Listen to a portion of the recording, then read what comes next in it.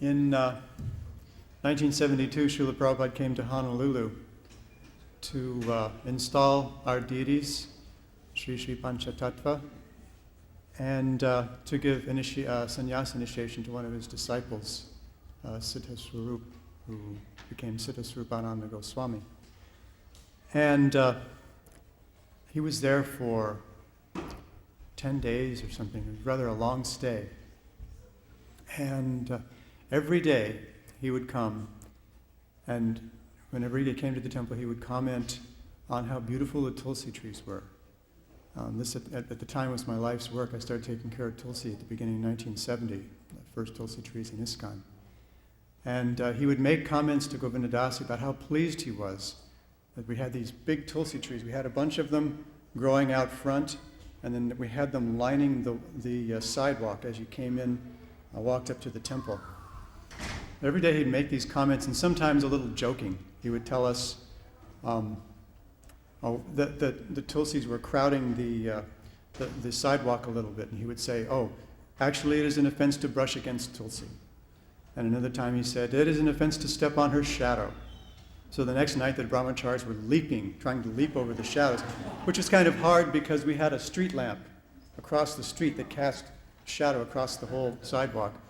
And so one night he teased, he said, "Actually it is an offense to step over her shadow."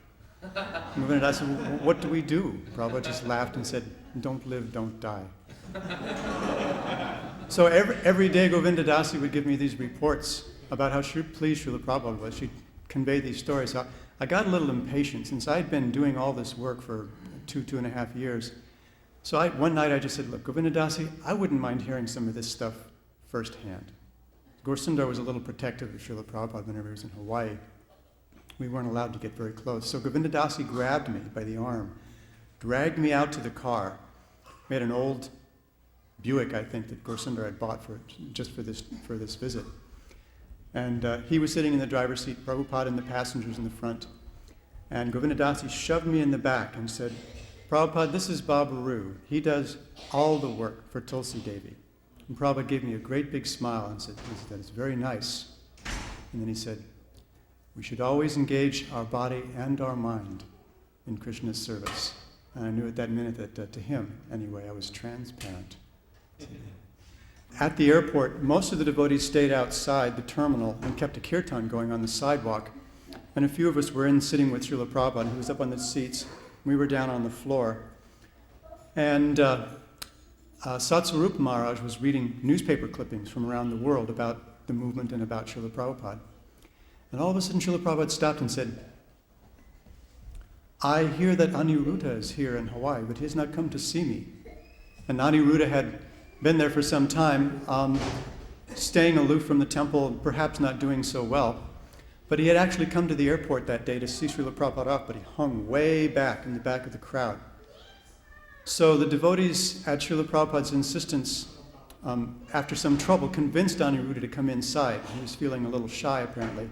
He came in with cutoffs and a t-shirt and a little stud in his ear, offered his pranams to Srila Prabhupada, and Prabhupada looked at him and said, "So, Aniruddha, how are you?" And Aniruddha smiled sheepishly and said, "Actually, Prabhupada, not so good." And then Prabhupada signaled to Aniruddha to sit next to him on the seats. The rest of us were all on the floor, and Aniruddha said, "No, I can't do that." And Prabhupada said, No, there is no problem. There's no difficulty. You can sit down."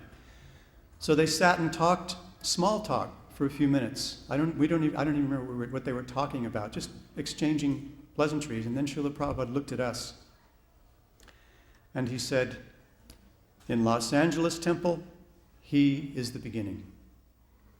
And it was real clear that what was important to Srila Prabhupada was not what this particular, or any particular devotee's temporary situation might have been, but what was more important was that he had rendered some important service and that Srila Prabhupada really appreciated it. Kind of a revolution in my mind.